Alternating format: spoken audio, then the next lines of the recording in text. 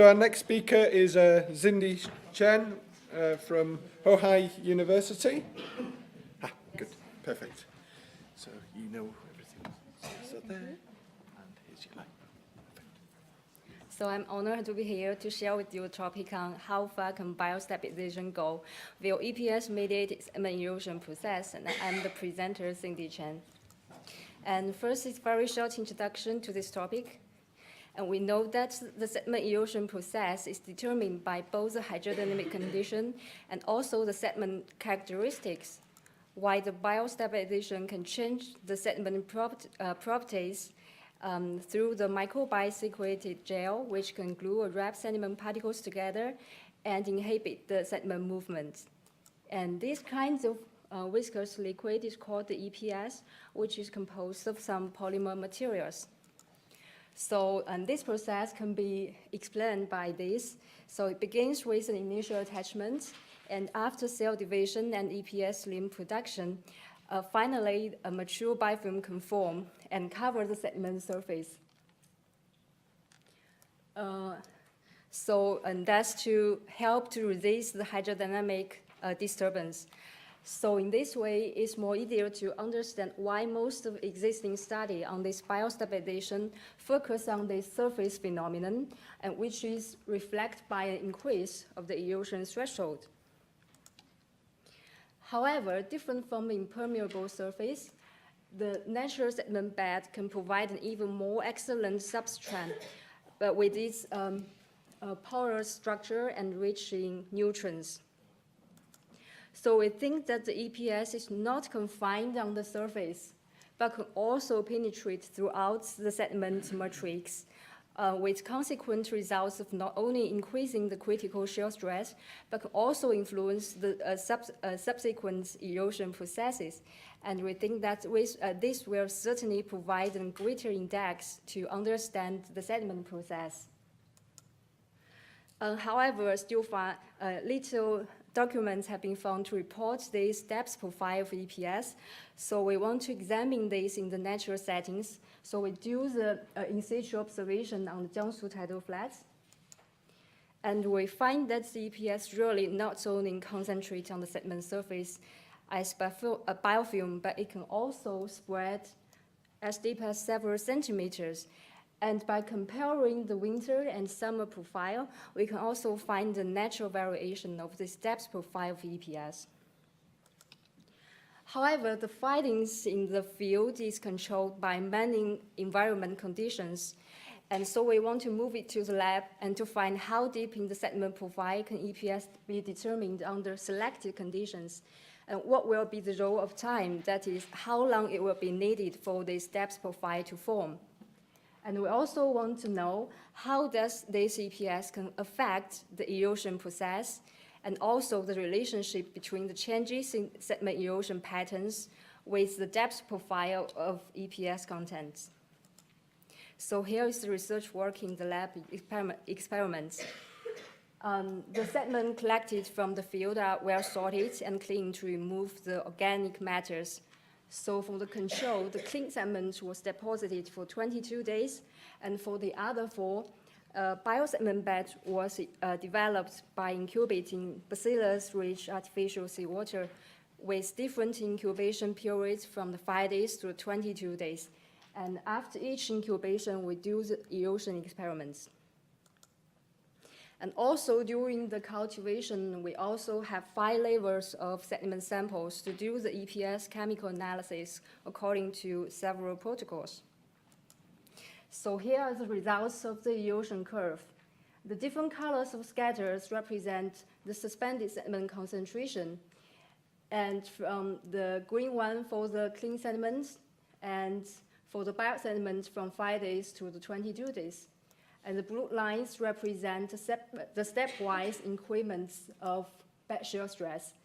And we note that no motion for the sand can be observed when the bed shear stress is lower than the erosion threshold.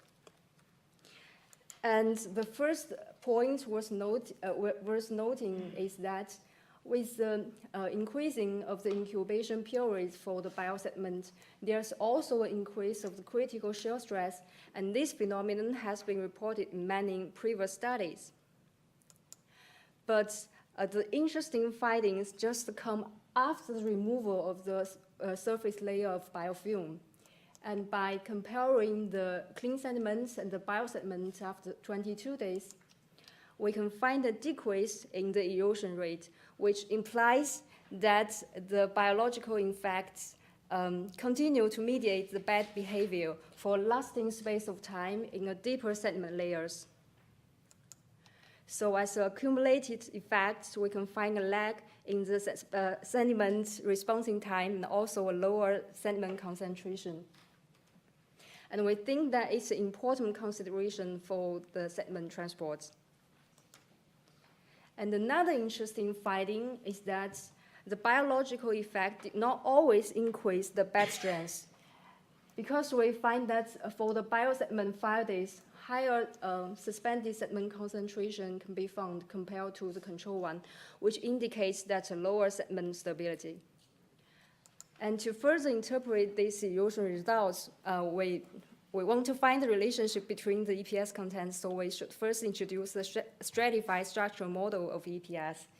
And according to this model, the EPS fraction can be classified into two parts.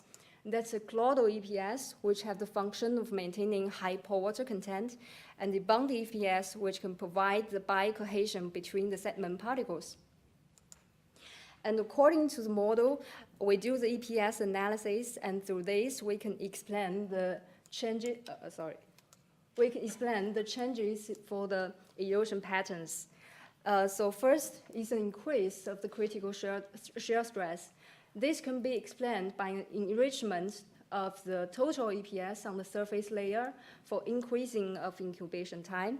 But for the subsurface layer, we do the stratified EPS analysis and find that at the very initial stage of 5 days, the bond EPS was very low. So the chloride EPS helped to remain the water in the sediment, which has a negative effect on the bed consolidation and thus to decrease the bed stability.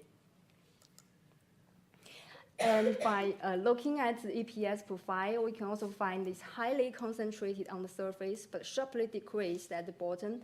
And this can explain this area, which when the bed was eroded to a depth when the EPS background was low, the bed strength can finally revert back to the abiotic condition. And also the SEM image helped to visualize these biological effects, and it's increased with incubation period, but decreased with the depth. So the conclusions are, we think that different from a traditional system for sediment erosion, where only physical chemical forces are considered, the biosedimentary system are even more complicated with its natural variation of the depth profile and also with different periods. And generally, at the initial stage, the lower sediment stability can be found. And with the increasing of the incubation period, the biological effects gradually begin to stabilize both the surface and subsurface layer. So thank you, that's all.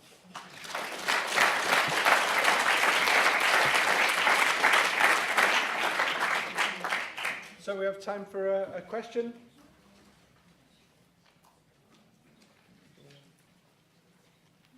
No, I've got one. One of the things we found in the experiments I did with Jaco is as we removed or winnowed out the clay from in our experimental unidirectional flows, we also winnowed out the EPS that we had mixed within our system, and we actually increased the amount of EPS in the subsurface, and we found that was a big limiter in terms of how quickly the bed forms grew through that winnowing process. Did you find, you looking at the influence underneath, did you find that you were migrating EPS from the surface down and it was being moved down, or was it being generated there? So I think the findings in the field tells the depth profile can vary with the seasonal effects. Yeah. So I think in the wind, and it's also just varied from the different sites, because in the intertidal zone, the different sites can vary with the hydrodynamic condition, and it also affects the profile of the depths. Right, because you mentioned kind of pore water, and I was wondering whether or not that's playing a role, because we thought it was the hyperoic flow, in the flow of the water in the subsurface, driven Yes. by the flow above, that was generating that, but that was Yes. interesting. Yeah. So thank you. Thanks.